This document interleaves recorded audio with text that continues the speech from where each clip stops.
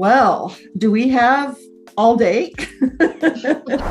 um, my academic journey started back in Kansas in the United States, where I was a very good student, even in the first grade. And all through school, I was a very top student, and I went to university and I majored in foreign languages. I majored in French and German.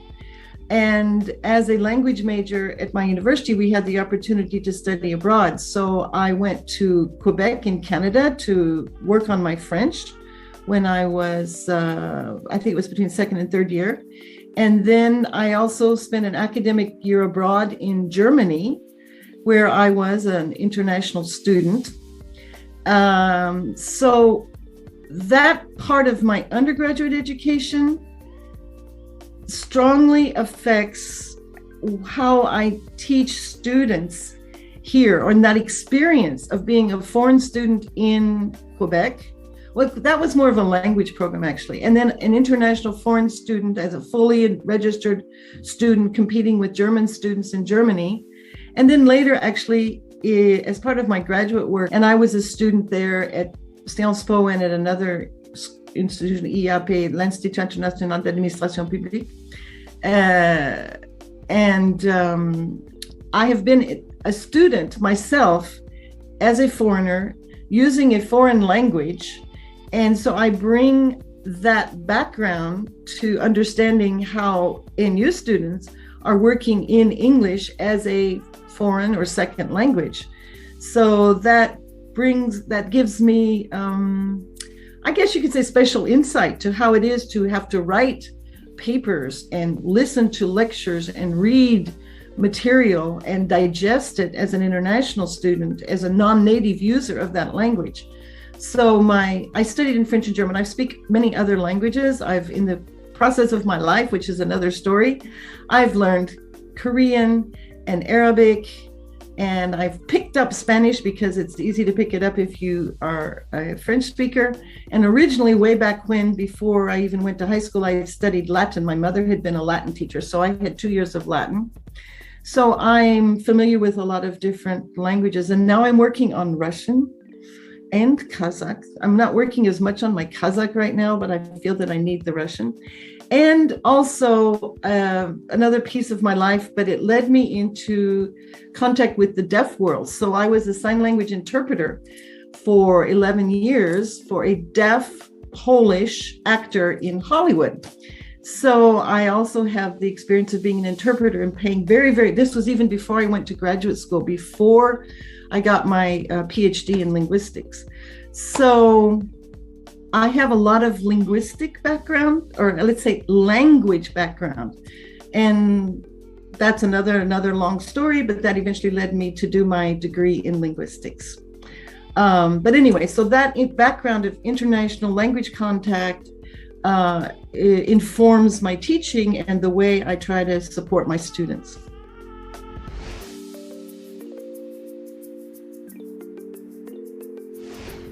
Okay, I was living in Egypt, and there's actually several stories. I knew a Korean who had come here and was teaching here. I knew some other faculty people, actually some library faculty, I believe it was, who had come to Nur Sultan, at that time, Astana, for a library conference, and they told me about it. And I knew someone who had worked for the British Council in Cairo. At one point I was president of the English teachers of Egypt and had been the president of the English teachers of Korea as well. Anyway, so we had very close relations with the British Council. And the British Council person from Cairo was moved to Almaty. And I said, where did you go? Kazakhstan? And we stayed in touch by email. And he was telling me that his family loved it down in Almaty. And he said, you should think about it. So anyway, I'd kind of had my eye on it. And also in Korea, when I was I was the head of international student affairs, let's say. a summer program. We had an international summer study program, and we had Kazakh students who came from Almaty. They came from Kimep. Kimep was our partner university, or one of our partner universities. So I had met Kazakh students. So Kazakhstan was on my radar, and then someone sent me the advertisement of this position, and I said to myself, I am very Eurocentric now. I'm Asia-centric. I know the Arab world, the European world, and of course I come from the United States. I don't know much about Central Asia, and I don't speak Russian. This is going to be an adventure. So I applied, and I have a curriculum vitae with the proper credentials. I have my PhD in linguistics from the University of Hawaii. And I applied, and I was shortlisted, and I interviewed and got the job. But I had known of Kazakhstan for a number of years. I didn't know much, but it was a little bit on my radar, let's put it that way.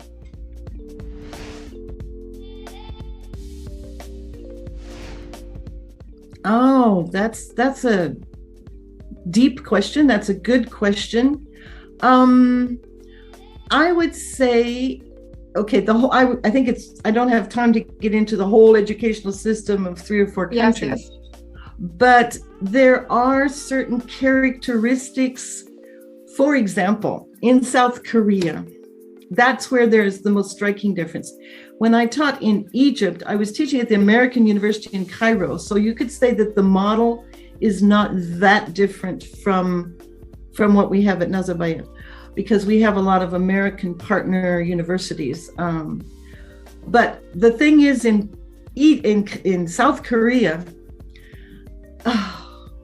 the thing is, the students expect to be tested exactly on the same material that you asked them to read. And I didn't realize this because I had been a student, in addition to being professor and faculty on campus, I was taking Korean lessons. And I remember having this terrible experience. I went level 1. Well, I came in at maybe level 2, whatever. I was in a level 3 or level 4 class, whatever it was. And the teacher had given us some readings. It was like a little story, a folk tale about little elf this and little elf that, right? And it was about how one of them was very smart and he saved up his money, and the other one just spent all his money. And at the end of life, one of them had a lot and the other didn't have a lot. And we'd read this story, and I knew this little story. And then it came time for the end of semester, end of the term exam, and they put the story with the same title on the exam. And in America, it is absolutely incomprehensible that you're going to be tested on the details of exactly what you studied. You're not going to be tested if you memorized every detail of the story.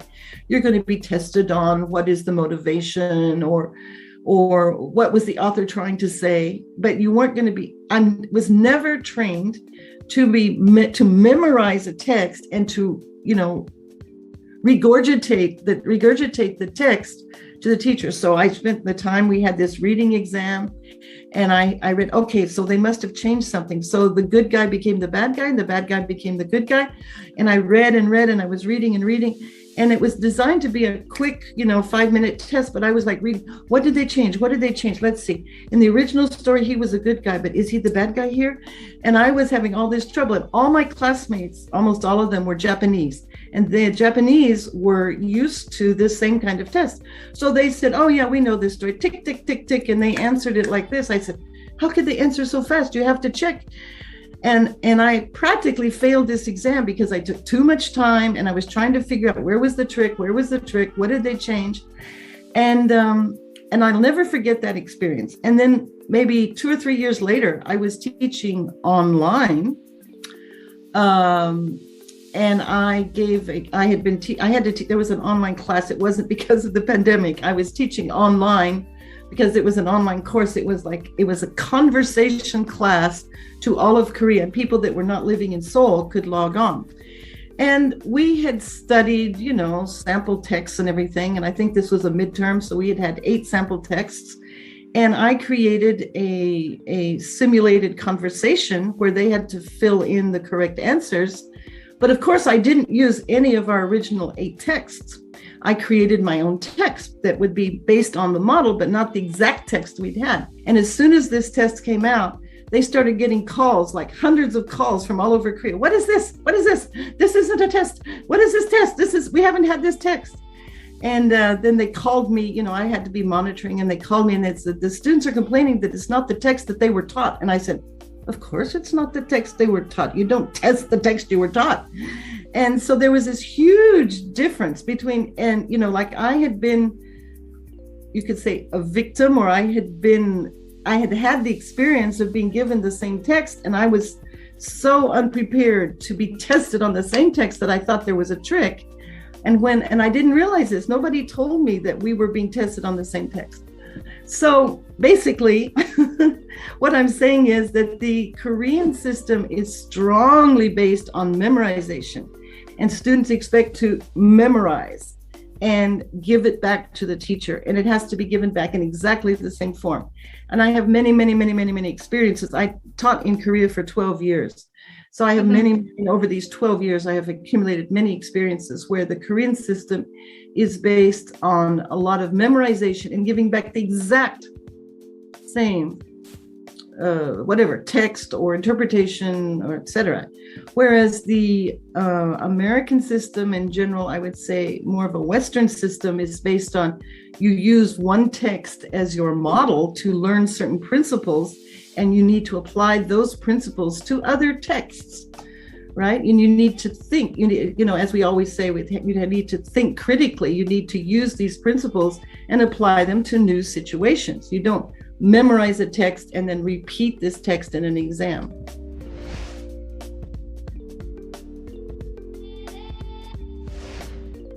Okay, all my courses is, I do teach 3 different courses. I teach the WCS 150, which is the rhetoric and composition. I teach WCS 230, which is say what you mean, say it precisely, clearly, and with style. And I teach WCS 205, which is intercultural communication. So each of these courses has a different goal. I believe you'd like me to talk mainly about the 150 course, because that's the one that's required for every student at NU. What do we want? What does the program want students? The program has its own goals, and I guess I could say I supplement that with a few of my own goals.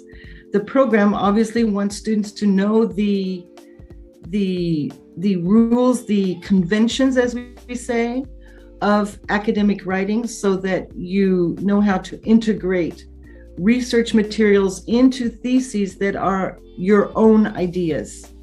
So you need to be, as the name of our textbook says, they say, I say. They say, that is, there is a conversation out there in the public on any topic, whatever it might be. And then you are joining this conversation. You have something to contribute to this public conversation. And I think that joins the whole perspective of what NU wants its graduates to do. What the NU, the university, wants students to be leaders of this society, of the Kazakh society, of the Kazakhstani society, and potentially world leaders. And so you need to know what the the universal conversation is. You need to be familiar with it, and you need to join it with your own well-argued ideas. Now, what I bring to the teaching of the 150 class, as I said before, I think it's an understanding of what a struggle it is for people to write well when you're not writing in your native language. So I do try to be supportive of that fact. The students who come to the 150 class without sufficient English preparation to be brilliant writers.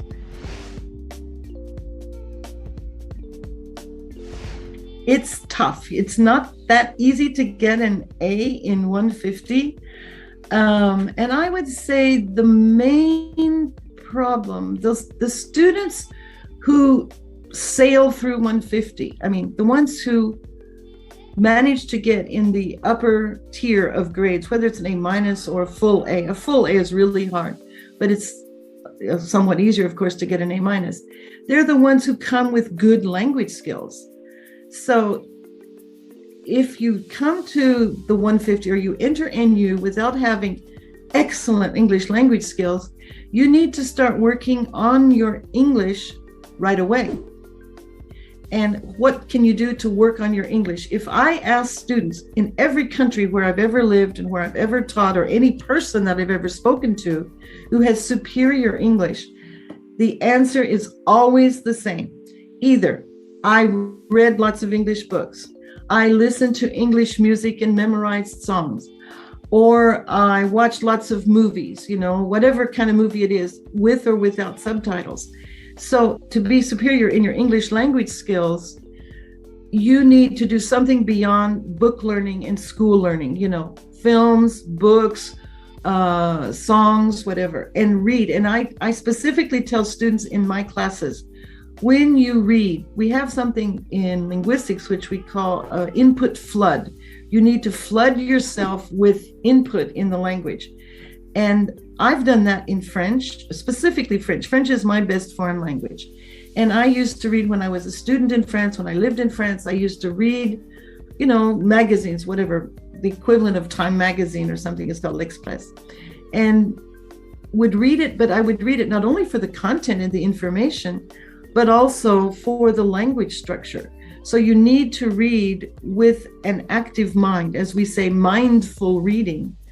So read not only for the content, but read for what is it, what are the new words that you're running into, but what is the content? Because to be a good writer, to get a good grade in the 150 class, you need to be able to use rhetorical structures, not just string a bunch of words together that, seem to make sense. It's not just a grammatical exercise. It's also, you have to have some flair and you have to use the right words.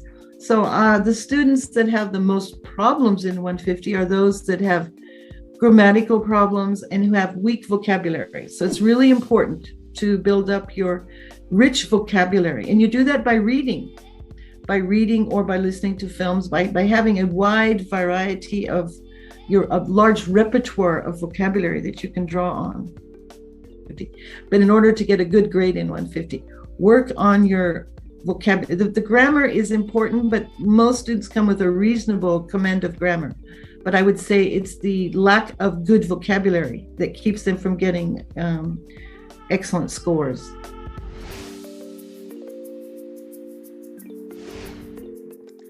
Well, that is a very good question. I'm not a psychologist, but I guess it has to come from there's what we call intrinsic motivation and extrinsic motivation. Intrinsic motivation would be like you want to get a good grade, so you really need to, stay motivated and do the readings and understand the material. Intrinsic is you really want to succeed. Extrinsic is the reward of getting good grades. So your intrinsic and your extrinsic is going to work together. I guess you have to set aside time. I know there are students in 150 who are not, of course, language majors or potential linguistics majors. There are people from all kinds of departments that are not necessarily language focused.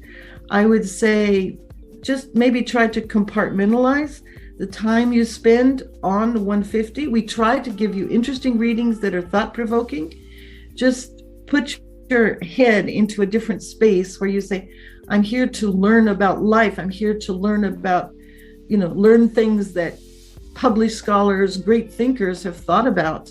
And I need to begin to think about it, to take more of an adult attitude toward learning, which is, I am responsible for the person that I'm going to be. And the readings in 150 usually are based around a theme. And I need to become aware. I mean, usually when we're up through high school years, up through the secondary school, we're studying for grades. We're reading the required readings of what the teachers have set. But as adults, we need to be able to respond to all kinds of fields. So basically, I guess it's part of growing up and becoming an adult. You know, you're going to major in one thing, but you need to be a responsible, civic-minded, international, global-minded citizen. So if you can kind of keep these things in mind, this contributes to my growth as a human being. I don't know if that's any help. It's, again, I'm not a psychologist, but as an educator, that's how I would express the way to find motivation. Well, they should attend every class, not miss a single class. Always keep up with the homework. We have a lot of assignments that are due on particular schedules, so try to keep up, because each assignment is designed as a building block to the next one. So keep up with the assignments, and be interested. You know, you just asked the question, how to stay motivated. But the students who ask questions, in some cultures, for example, in Korea, you asked me earlier, what are some of the differences? Well, one of the differences in Korea, traditionally, I think it's changing now, but traditionally in Korea, students who ask questions, raise their hand, were considered wasting other students' time, that every moment in the classroom is considered precious.